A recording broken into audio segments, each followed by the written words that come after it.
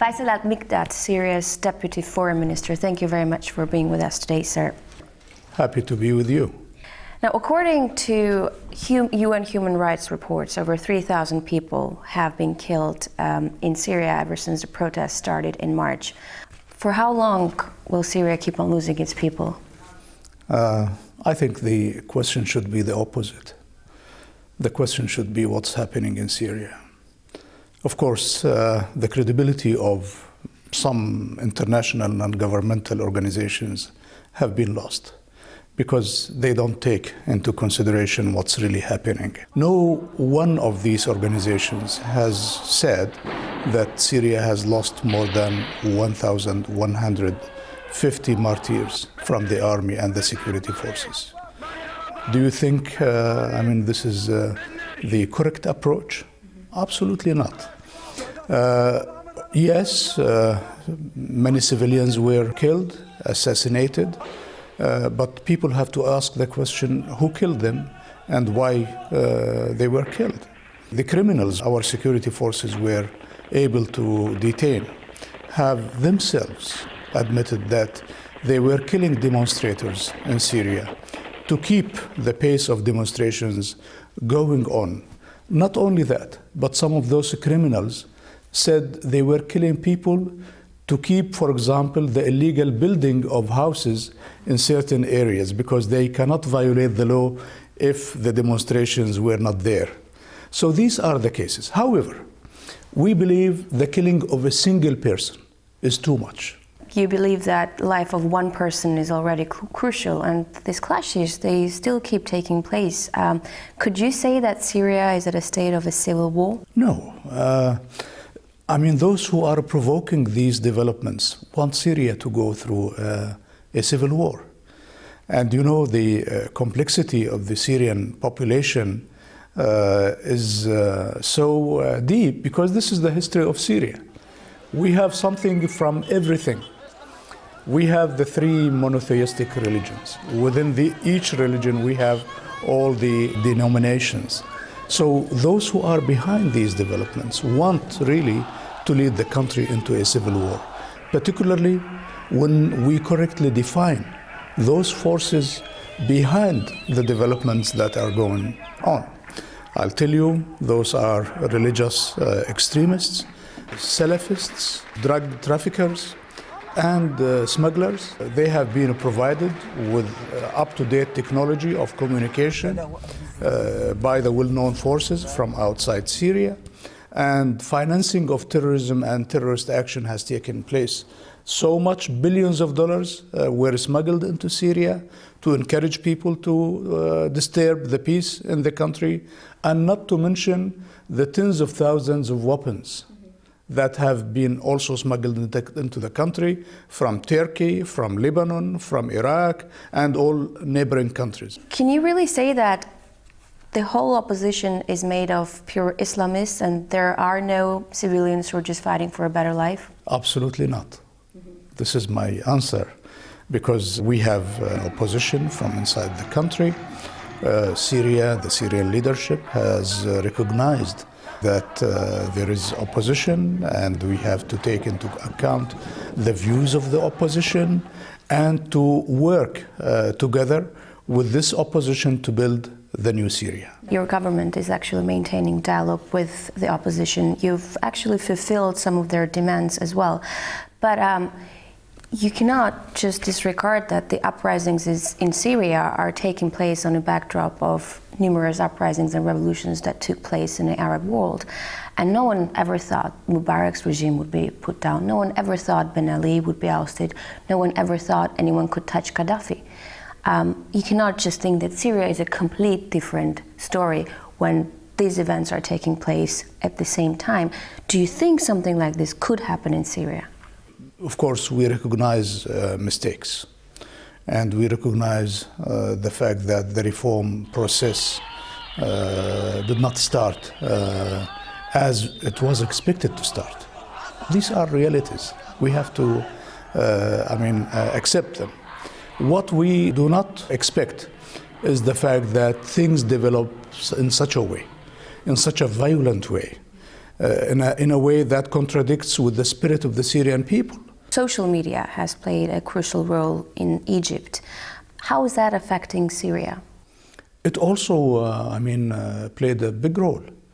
We have confiscated, in the cars of many diplomatic missions in Syria, a lot of these, mobiles and so on. Yes, the social media was used, and it seems to me it was used in a negative way, but the government did not impose any restrictions under instructions of President Assad on the use of social media. And also that the conflict between the ruling Alawites and the Sunni majority has lingered on for decades. Do you think that neglect has in some way contributed to the uprisings and the conflict? This is a very dangerous question. In Syria, we don't think of minorities and majorities. This is a recipe for the disintegration of the country. We don't speak such a language. In Syria, everybody has the right to be a president. In Syria, everybody has the right to be a prime minister. You know, throughout our history, the first prime minister was a Christian Orthodox. What's wrong with that? And now they are trying to mislead the Syrian people, to mislead the international public opinion, to speak about certain issues, which main objective is to divide the Syrian people. And this is where we differ from Egypt and from others. In Syria, we have a political system that defends the sovereignty of the country. And in Syria, we are under such an attack because we say no to the policies of the United States in the region, supporting subjugation of the region into their interest, and serving the major interests of Israel. Can we talk a little bit about NATO? Because you know how NATO is very cynical when it comes to the choice of interfering in one country or another. Why do you think it's not touching Syria or not touching Syria because yet? they for the time being, they cannot touch Syria. If they knew that, going to Syria is easy, they will do it. We think they cannot because the entire region is against this. In Libya, when they interfered, under the pretext of human rights and protecting the Libyan people, I think even if Gaddafi lives 100 years more, he will not kill a small number of the people NATO has killed. More than 50,000 people were killed by NATO. I think those who committed these crimes should go to international courts. When the NATO implemented that resolution in 1973, the way they did it in a criminal way, Russia said no, China said no. The majority of Security Council members said no. Russia is only working in the interests of Syria. We believe Russia is working also in the interests of world peace and security and in the interest of Russian interests and Russian policies as a peaceful power, as a great power that wants to maintain peace and security in the entire world. If they manipulate the situation in the Middle East, they will do it everywhere in the world. And it has become very clear, the issue in Libya is an issue of oil. And those countries are rushing now to divide the gains of the war among themselves. Your Excellency, from what it seems from the outside, also the events that are taking place in your country are affected by outside players. For instance, Turkey. Turkey wants to be a leading power for the Sunnis in the region, and we know that Sunnis form the core of the opposition in Syria. Also, we know that Turkey provides support for the oppositional Syrian National Council. Are we seeing double standards here? Can Turkey use this whole thing to its advantage? I'm taking your question. I'm not taking the reality. If the Turkish government would pursue its policies in the imperial way, according to the Ottoman systems, then they commit a big mistake for Turkey and for the position of Turkey in the entire region. Who told them they are, the custodians of Sunnis in the entire world? Nobody has the right to interfere under whatever pretext, including Turkey, if they want to interfere under this guise, because this is a big mistake. It's not just Turkey, though. Syrian TV has aired an interview with a captured terrorist who admitted receiving aid from Saudi Arabia and Jordan. Why would these countries want chaos in the region? Here you have touched upon a very sensitive issue, the financing of terrorism.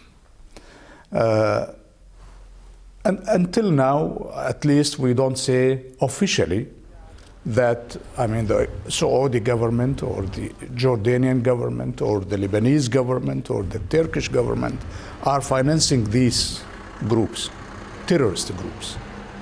But we believe money is coming from these countries, from non-official circles.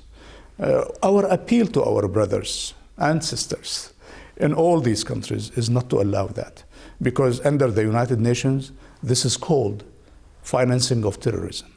They are sending money to kill Syrians, and I believe this should be stopped. Since the clashes are still taking place and the protests are still going on, what do you perceive for the near future in Syria? What's going to happen? Of course, you are right when you said there are still some clashes between those terrorist elements and the police and security forces. We hope they stop, because, as I said, the killing of a single Syrian is a big tragedy.